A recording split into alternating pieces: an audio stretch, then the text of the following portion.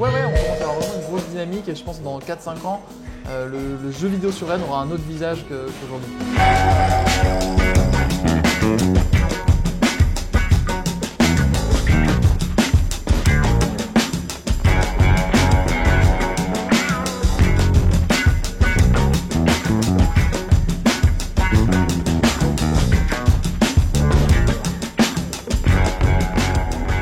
Bonjour et bienvenue dans À la Rennaise, l'émission du Mensuel de Rennes et du Télégramme où on va prendre l'apéro tous les mois avec des gens de la culture à Rennes. Et aujourd'hui, on accueille Cortolali. Bonjour. Bonjour. Comment ça va? Ça va bien. Bon, t'es breton, t'es rennais, Oui. Fondateur du studio Wild Wits Games C'est ça. à Rennes. Et aujourd'hui, on est dans le bar La Cité 10 rue Vasselot. Pourquoi t'as choisi ce bar? Alors j'ai choisi la Cité 10 parce que en fait c'était un lieu avec l'équipe qu'on connaissait déjà depuis qu'on est à Rennes, mais c'est surtout pour le décor parce qu'on est en train de bosser sur notre deuxième jeu qui s'appelle Crown Gambit et ça se passe dans de la dark fantasy, c'est un univers de dark fantasy, Game of Thrones qui rencontre The Boys, si je peux vulgariser. Ah oui, carrément. Ouais, mais vraiment c'est vulgarisé au maximum parce que c'est bien plus profond que ça entre guillemets le scénario. Mais quand je le résume, c'est The Boys qui rencontre Game of Thrones avec des super chevaliers. Et en fait, il faut venir ici pour voir le décor. Mais ça nous rappelle en fait l'univers dans lequel on fait évoluer nos personnages. Ouais, ici c'est très table ronde, hein. C'est très table légende ronde arthurienne. C'est inspirant effectivement. On va avoir l'occasion de reparler de ce jeu. C'est le deuxième jeu hein, Ouais. de ce studio dont tu es le cofondateur et le directeur créatif, c'est Ouais, ça? c'est ça. Et il y a un troisième jeu en préparation, je Ouais, crois. c'est ça. On peut en parler maintenant ou sans secret? Non, on peut en parler maintenant parce qu'en plus, ce sera lié à un autre truc pendant la suite de l'émission. Mais Ah bon, on va pas déflorer le suspense alors. Ok, On va aborder ok. ça plus tard. Donc en France, on connaît des grands studios de jeux vidéo à Bordeaux, à Montpellier, à Paris, bien Ouais. sûr. Est-ce que tu te souviens du moment où tu t'es dit, allez, on va faire ça, mais chez nous, à Rennes? ouais, je me souviens bien. C'était avec François, du coup, mon associé fondateur, avec qui j'avais déjà bossé dans des anciennes boîtes. En fait, c'est un peu l'histoire classique Covid.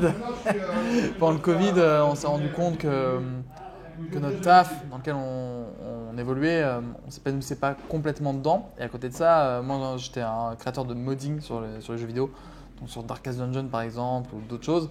Je m'éclatais vraiment pour modder quand je modais sur des jeux. Et François, lui, c'est un super programmeur. Et on a beaucoup joué à un jeu Divinity 2, pour ceux qui connaissent, qui est entre guillemets un jeu de rôle géant virtuel dans lequel on peut jouer avec des copains. C'était la première fois que je pouvais vivre ça. Il y avait déjà des jeux de rôle dans lesquels on peut jouer seul.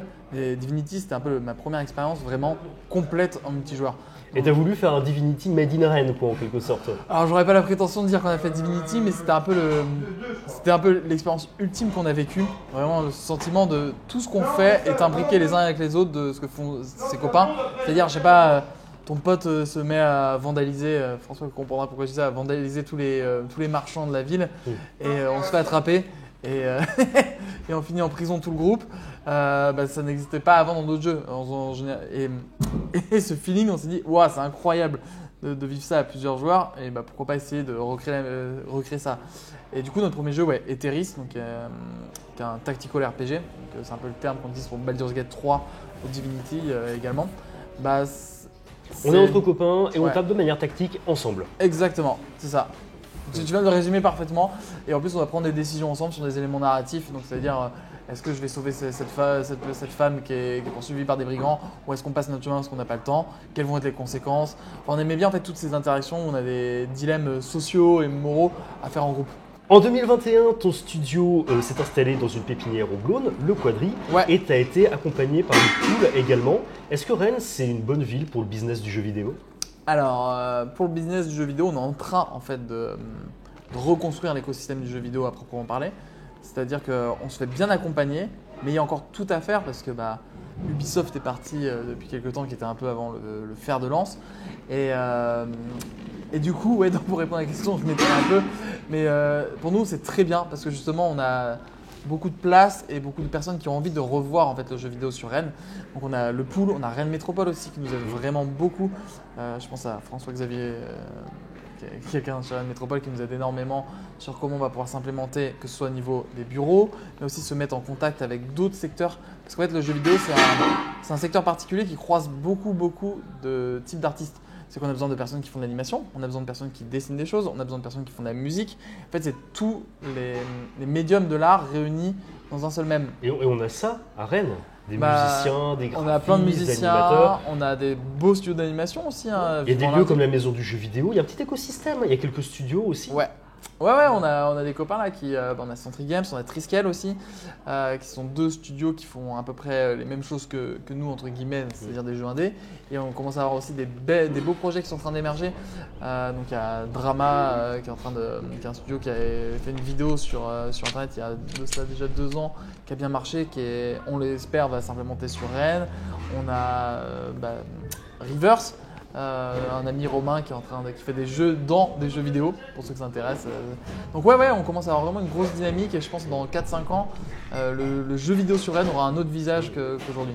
Et puis il y a le Stunfest, évidemment. Stunfest, tu fais une petite pause là, de 2024 à 2026. Mais toi, en tant qu'ancien joueur semi-pro de League of Legends, tu as déjà dû aller au Stunfest et pour présenter tes jeux. C'est quoi tes souvenirs du festival ?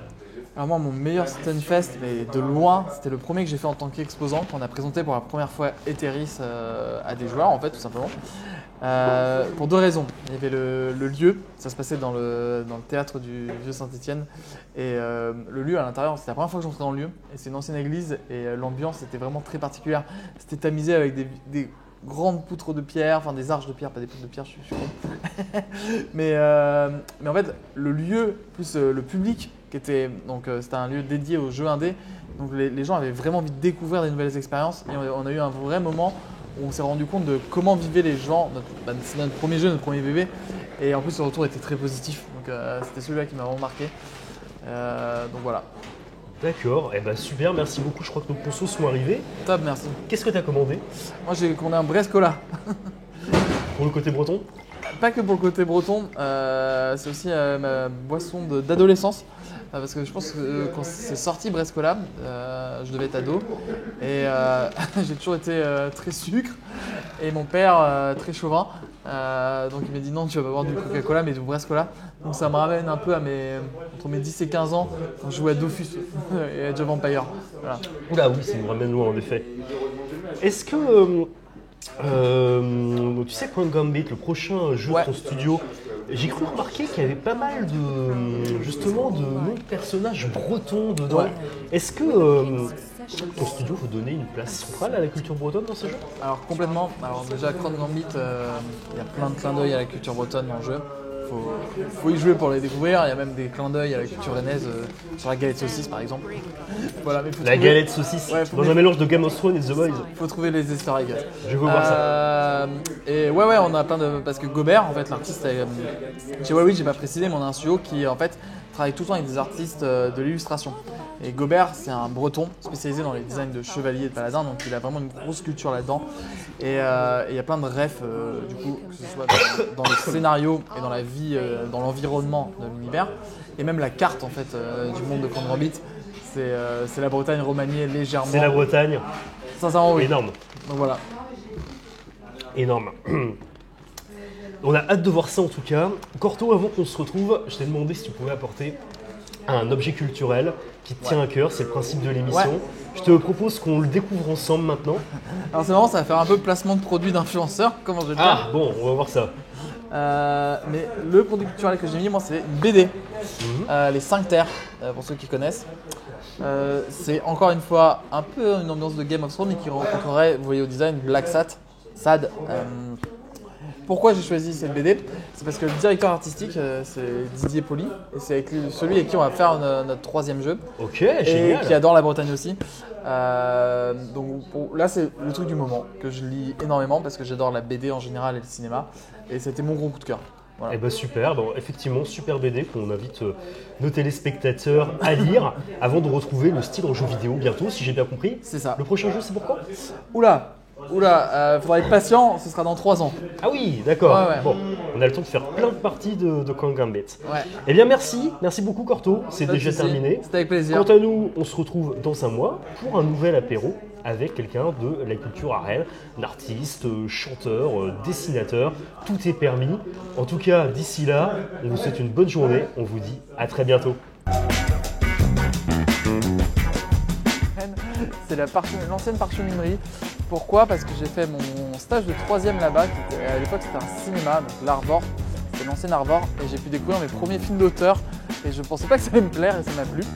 Deuxième lieu que j'aime vraiment particulièrement, c'est un restaurant, c'est chez Paul, parce que la nourriture c'est très important dans ma vie, et on y mange vraiment très bien. Troisième lieu, c'est la piscine de Bréquigny, parce que j'étais nageur quand j'étais enfant, et là-bas j'ai passé beaucoup de temps et beaucoup de bons souvenirs et j'y retourne régulièrement avec le bassin nordique. Numéro 2 que j'aime vraiment particulièrement, c'est TNB, surtout pendant les périodes de court-métrage. Alors ça a été déménagé au Gaumont, mais c'est un lieu que j'aime vraiment particulièrement parce qu'il y a souvent des événements culturels auxquels je me rends. Et mon premier lieu que je préfère, c'est vraiment la place de la mairie, surtout pendant les illuminations d'été. Voilà.